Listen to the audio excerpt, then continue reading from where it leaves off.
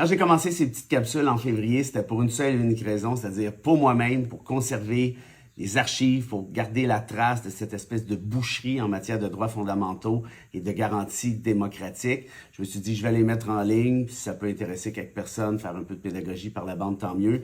À ma grande surprise, ça a explosé et j'en suis ultra reconnaissant. Je voulais vous remercier, sincèrement, c'est la 100e aujourd'hui. Malheureusement, il risque d'en avoir encore beaucoup d'autres. Je dis malheureusement pour les raisons que vous imaginez bien.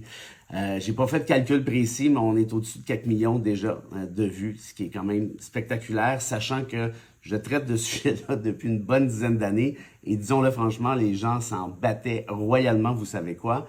Mais là, clairement, avec ce qui se passe avec Donald, de toute évidence, il y a une effervescence, il y a une solidarité.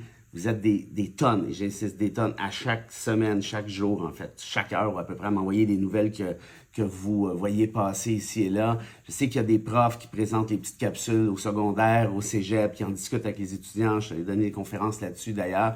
Merci à ceux-ci de savoir qu'il y a des jeunes qui s'intéressent à la survie de la démocratie, aux droits fondamentaux. Franchement, ça me fait vraiment plaisir. Que les moins jeunes s'y intéressent autant, vous partagez les capsules, vous en discutez, vous commentez.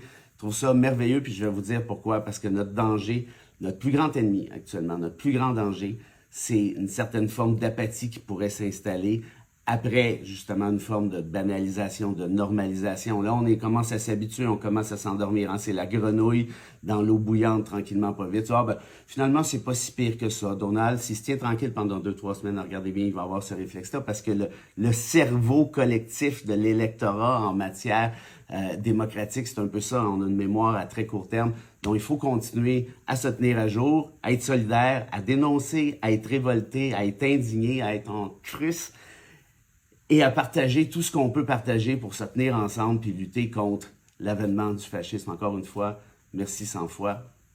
À la prochaine. Now you do what they told ya. Now you do what they told ya.